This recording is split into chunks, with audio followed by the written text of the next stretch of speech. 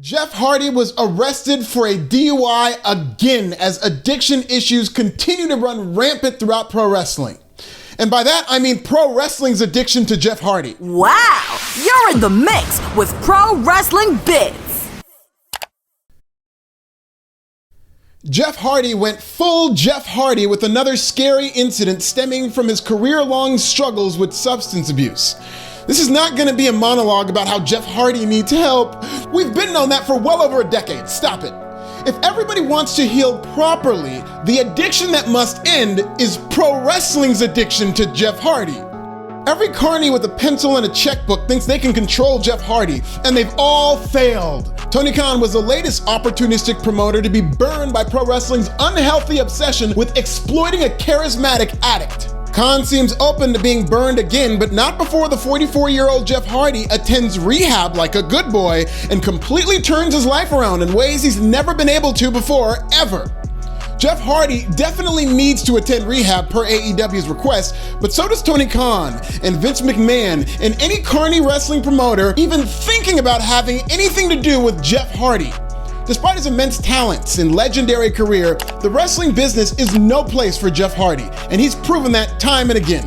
The fact that the man has escaped death or killing others should be considered a lucky break for the wrestling industry, but now everybody needs to go their separate ways. I am not looking forward to a Jeff Hardy comeback, and I never want to see him in a wrestling ring ever again, because his issues seem to be way beyond anything rehab can fix at this point. When Will Smith was in the midst of a nervous breakdown and ruining his own Oscar moment, he did have a moment of clarity when he quoted the GOAT Denzel Washington, who told Will, "Be careful in your biggest moments because that's when the devil comes for you." Well, that seems to be the case with Jeff Hardy, who has developed a pattern of self-sabotage during the biggest moments of his career. Unfortunately for Jeff, his self-sabotage is drugs and alcohol. In 2008, Jeff Hardy was the hottest babyface in WWE during possibly the hottest babyface run WWE has ever seen. Hardy was slated to win Money in the Bank that year before the devil came for him. Hardy faced Sting at Victory Road in 2011 at what was supposed to be his biggest match to date in TNA. Then the devil came for him.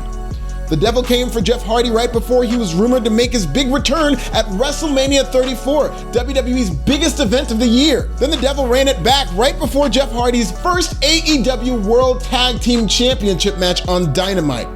There was suspicion that Jeff Hardy was in shaky condition during Double or Nothing weekend and before his first pay-per-view match with the company during a panel. This was another big moment that may or may not have come with Jeff Hardy's self-sabotage, but that's only suspicion. Jeff Hardy lost the benefit of the doubt with me years ago, but you can find that footage on your own and judge for yourself. As AEW continues to get to know their new Warner Media Discovery bosses, they now have to deal with the controversy where Tony Khan had to tell the new Warner Media executives to pull all advertising for Jeff Hardy because they signed an addict with a long history of DUIs. Not a good look with AEW's deal coming up in a year and Warner Bros. Discovery making cuts like Sweeney Todd. AEW is one Jeff Hardy fatality away from being on that chopping block itself. Drug tests aside, Jeff Hardy appeared to be f***ed up in his final match with WWE. It's unclear whether his drug test detected alcohol, but again, Jeff Hardy lost the benefit of the doubt with me years ago. So when I see him stumbling around in a wrestling ring, I assume the devil is back. Yet Tony Khan and AEW couldn't sign Jeff Hardy fast enough. No cool-off period, no wait and see, given his long history and immense risk. He was on AEW TV literally the day his contract expired with WWE because these carnies can't help themselves. They're addicted to that Jeff Hardy pop, addicted to his undeniable popularity and what it could mean for television ratings. And I really hope the pro wrestling industry gets the help it needs with its Jeff Hardy addiction. Does Jeff Hardy deserve an 82nd chance? Is the 83rd time the charm? Tell me in the comments.